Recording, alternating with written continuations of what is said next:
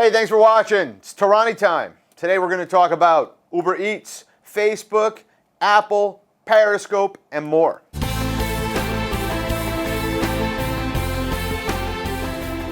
First up, Uber Eats. Now, if you're on the West Coast and select cities, you can get access to Uber's food delivery service. I have yet to try it because my life doesn't coincide with any cities that Uber happens to work in terms of their food delivery. Nonetheless, they have split off their Uber Eats app to focus on just delivering food. If you look at Uber, they are really going to be competing head-to-head with UPS. Amazon eventually will likely be competing with UPS also. So what we're looking at is the convergence of e-commerce, food delivery, and logistics all into one big kind of company. And so that's going to be a pretty interesting head-to-head fight.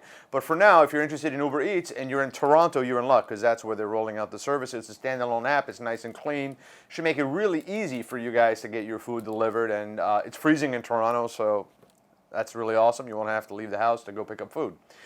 Next up, Facebook. Facebook wants to be the hub of social communications, but not just between people, but between companies and people. They've seen that there's so much communication taking place because so many of their users are interacting with companies that they now have the ability for a company to put on an average response time and automatic messages, replies, things like that. So really, Facebook is looking to become the automated hub of communications between companies and customers. It just further cements them as an online leader for communications.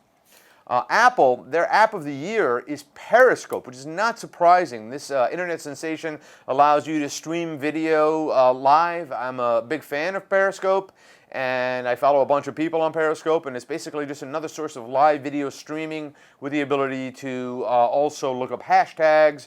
And if I had one suggestion about Periscope, I really would like the videos to last longer than they currently do.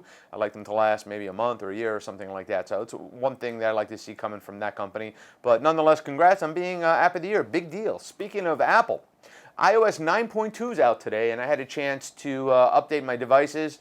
The music has been improved. The news now allows you to see the top stories.